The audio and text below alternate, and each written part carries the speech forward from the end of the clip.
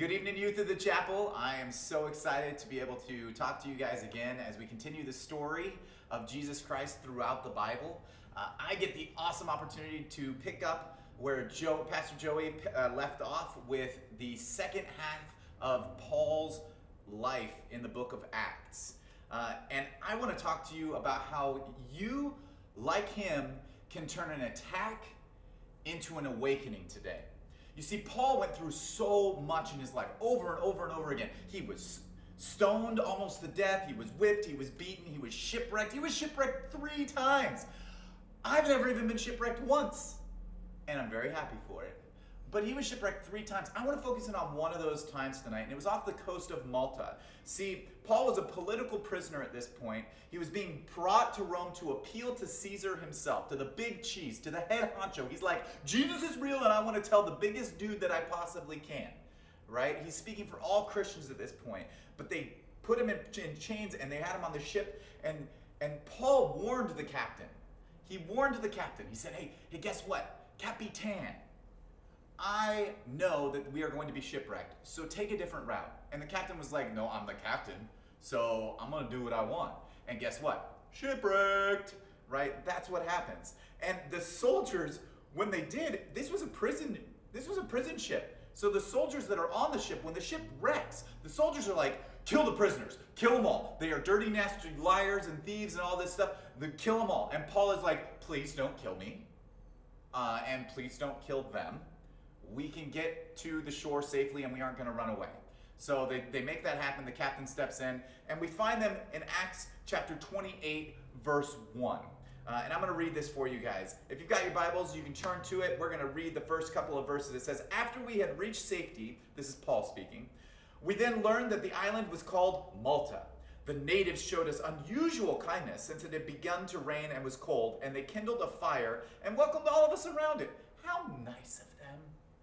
Paul had gathered a bunch of brushwood and was putting it on the fire when a viper, swap, driven out by the heat, fastened itself on his hand. And when the natives saw the creature literally hanging from his hand, they said to one another, this man must be a murderer. Though he has escaped from the sea, justice has not allowed him to live. He, however, shook off the creature into the fire, and suffered no harm. They were expecting him to swell up and drop dead.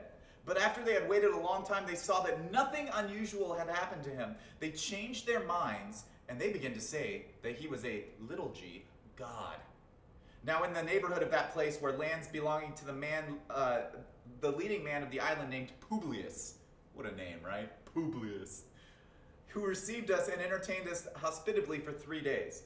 It so happened that the father of Publius lay sick in bed with fever and dysentery. It's not good. Look it up later, man. Kids, ask your parents. Paul visited him and cured him by praying and putting his hands on him. After this happened, the rest of the people on the island who had diseases also came and were cured. And they bestowed many honors on us. And when we were about to set sail, they put on board all the provisions that we needed. Look at verse 3. It says, Paul had gathered a bundle of brushwood and was putting it on the fire when a viper, driven out by the heat, fastened itself on his hand. This Greek term for fastened here is kathapto. Kathapto. Say it. Kathapto. Kathapto. It's so fun to say, like literally. Kathapto. And what it means to sink in deep, and not just to bite, but it means to release poison into you. This viper kathaptos Paul, releases poison into him. What happens when the things of this world, you're sitting by a fire, you think everything is fine, and then all of a sudden this viper jumps up, and sometimes driven out by the heat, the thing that is sustaining you, jumps up and bites you. What happens when life kathaptos you? What happens when life kathaptos you? I'm going to say we need to do what Paul did. And we shake it off. Shake it off. I shake it off. I shake it off. Right, a little T Swifty up in there. Right? The first thing you need to do is you need to know who you are. You don't listen to the haters.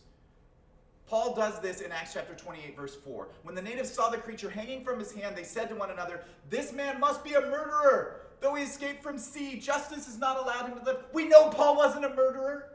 But people were calling him this thing that he wasn't. And the haters gotta hate. A little more T Swifty for you, right? You gotta love that. People are always going to label you based on what they perceive. Sometimes they're going to see the circumstances of life hanging off of you, and they're going to call you something that you are not. That you know that you are not. But sometimes it just gets deep down inside of us. Unless it's God's perception, it doesn't matter. God is the only one that knows the whole story. And how do we know what God thinks of us? How do we know who we are? We know who God calls us. And who are we to God? He tells us in the Bible what these are. Paul, inspired by the Spirit of God himself, he calls us these things. He says, saints, beloved, dear children, champions. We are not failures. We are not the collection of snakes that are attached to our arms at this moment. We know that we are beloved by God and that we are more than what the world sees us to be. So the first thing we have to do is know. The first thing you have to do is know who you are and accept who you are through Jesus Christ and his definition of you. You are the image bearer of Christ. The second thing that we do is we throw. We throw that snake right where it belongs. We don't just let it hang there. Can you imagine that for a second? Right? In Acts chapter 25, verse 5, it says, he, however, shook off the creature into the fire and suffered no harm. You shake it off, right? But sometimes our first reaction isn't to detach the snake. Sometimes we blame the wood the snake was hiding. Oh my gosh, this snake has bit me. Wood, you suck. It's all the fire's fault, right? We blame the circumstances that put us on if I just wasn't shipwrecked. Take the snake off your hand first. Shake it off. Sometimes we blame the islanders for not warning us. Sometimes we blame all these different things, and we have this cathaptoid snake on our hand.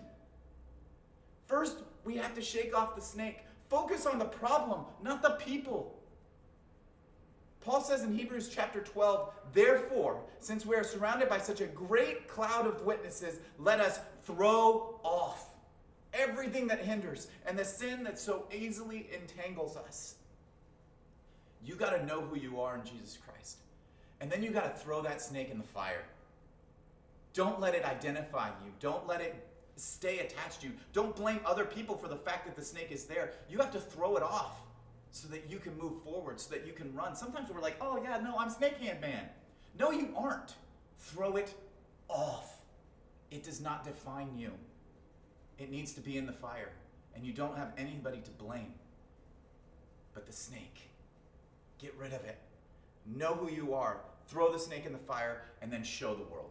Know, throw, and show. Show the world. Don't you dare give up.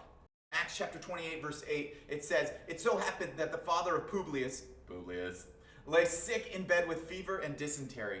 Paul visited him and cured him by praying and putting his hands on him. After this happened, the rest of the people on the island who had diseases also came and were cured. See, Paul could have just sat down and cried and said, enough!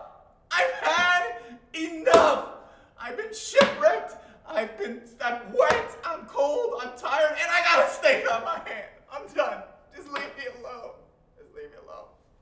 But he doesn't. He doesn't give up. He doesn't dwell on the snake anymore. He's been stoned, beaten, imprisoned, shipwrecked. People have been trying to kill him most of his adult life. But Paul had a purpose, and he knew it. You have a purpose, and you should know it. The attacks he suffered throughout his life were being constantly transformed into awakening for the people around him about how good God is.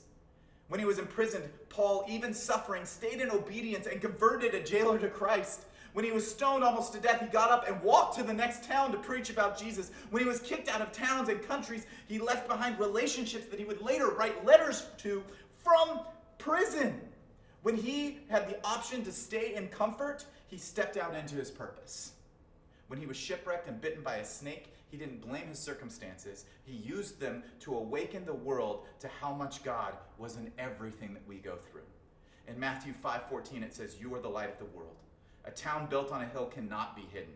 Neither do people light a lamp and put it under a bowl. Instead, they put it on a stand, and it gives light to everyone who is in the house. In the same way, let your light shine before others, that they may see your good deeds and glorify your Father in heaven. Paul didn't sit down and give up. Instead, he knew that he was on that island for a purpose. Bitten by a snake, injected by poison. He didn't worry about his own health. He walked over to Publius' dad and healed him. And then healed everybody else that came to him for healing.